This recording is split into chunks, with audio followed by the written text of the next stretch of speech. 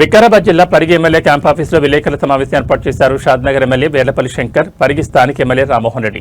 రంగారెడ్డి జిల్లా వికారాబాద్ జిల్లాకు లక్ష్మీదేవిపల్లి ప్రాజెక్టు ద్వారా 1,00,000 ఎకరాలకు నీళ్లు అందిస్తామని అన్నారు. కృష్ణా గోదావరి జలాలు తెచ్చి లక్ష్మీదేవిపల్లి రిజర్వాయర్లు కలిపి రైతుల పంటలకు తాగునీటికి నీళ్లు అందిస్తామని అన్నారు. అతి తొందరలో భూసేకరణ పూర్తి చేసి పనులు మొదలు పెడతామని ఇద్దరు ఎమ్మెల్యేలు ఉమ్మడి రంగారెడ్డి జిల్లా ప్రజలకు, రైతులకు హామీ ఇచ్చారు. పరిగి నియోజకవర్గంలో ఇరిగేషన్ ఆధ్వర్యంలో అడిషనల్ కలెక్టర్ 12 రోజుల్లో భూసేకరణ పూర్తి చేసి లక్ష్మీదేవిపల్లి రిజర్వాయర్కు 1,510 ఎకరాలు అప్పచెప్తామని అన్నారు. గత ప్రభుత్వాలు లక్ష్మీదేవిపల్లి ప్రాజెక్టు కోసం మ్యాపులకు పరిమితమయ్యారని ఏ ఒక్క పని చేయలేదని ఎద్దేవా చేశారు. గతంలో టీడీపీలో ఎమ్మెల్యేగా ఉన్న కొప్పుల హరీష్ రెడ్డి నుండి మొదలుకుని బీఆర్ఎస్ ప్రభుత్వంలో ఉన్న కొప్పుల మహేష్ రెడ్డి వరకు ప్రాజెక్టు కోసం ప్రాజెక్టు తెస్తాం, రైతులకు నీళ్లు అందిస్తాం, వందల కొద్ది అబద్దాలు చెప్పి పబ్బం గడిపారని, ఒక్క చుక్క కూడా నియోజకవర్గ ప్రజలకు నీళ్లు అందించలేకపోయారని అన్నారు. ఉమ్మడి రంగారెడ్డి జిల్లాకు నీటి వనరులు లేవని, అందుకనే లక్ష్మీదేవిపల్లి ప్రాజెక్టు తెచ్చి ఇటు షాద్నగర్ అటు వికారాబాద్ జిల్లాలో నియోజకవర్గానికి చేవళ్ల నియోజకవర్గం రైతులందరికీ నీళ్లు అందించి సస్యశ్యామలు చేస్తామన్నారు. గతంలో ప్రతిపక్షంగా ఉన్న మమ్మల్ని లక్ష్మీదేవిపల్లి రిజర్వాయర్ కోసం ఎంతో కష్టపడ్డామని, గతంలో పోలీసులు ఆ ప్రాంతానికి వెళ్లకుండా అడ్డుకున్నారని, అయినా వదలకుండా ఇప్పుడున్న ముఖ్యమంత్రి రేవంత్ రెడ్డి, డిప్యూటీ సీఎం భట్టి విక్రమార్క, మంత్రి ఉత్తమ్ కుమార్ రెడ్డి ఆధ్వర్యంలో అతి తొందరలో రిజర్వాయర్ భూసేకరణ చేసి లక్ష్మీదేవిపల్లి ప్రాజెక్టులో నీళ్లు నింపి రైతులకు నీళ్లు అందిస్తామన్నారు.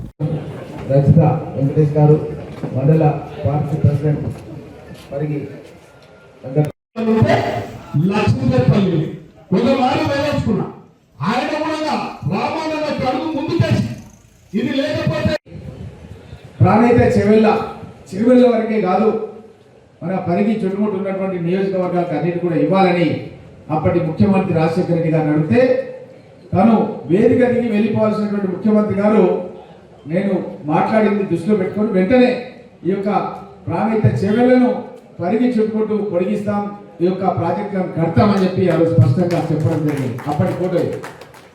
మరి నేను అడుగుతున్నాను, అప్పటి ప్రభుత్వం వాళ్ళు ఏం చేసినారంటే ఖాళీ డ్రాయింగ్లు, అది కూడా ఏం డ్రాయింగ్ అంటే పెద్ద డ్రాయింగ్ ఉండదమ్మా.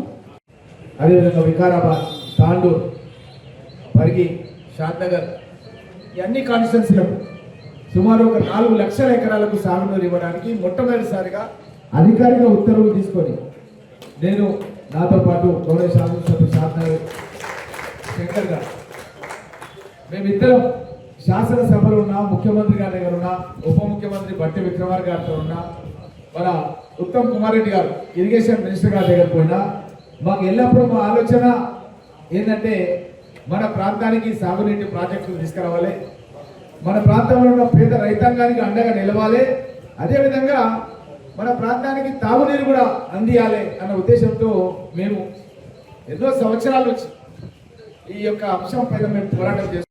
జలయజ్ఞ కార్యక్రమం తీసుకొని ఎన్నో ప్రాజెక్టులకు శ్రీకారం చుట్టడం జరిగింది. తర్వాత ఒక పార్టీ వచ్చింది.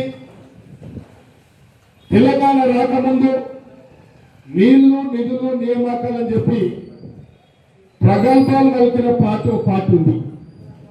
ఆ పార్టీ పేరు కూడా చెప్పదలుచుకోలేదు.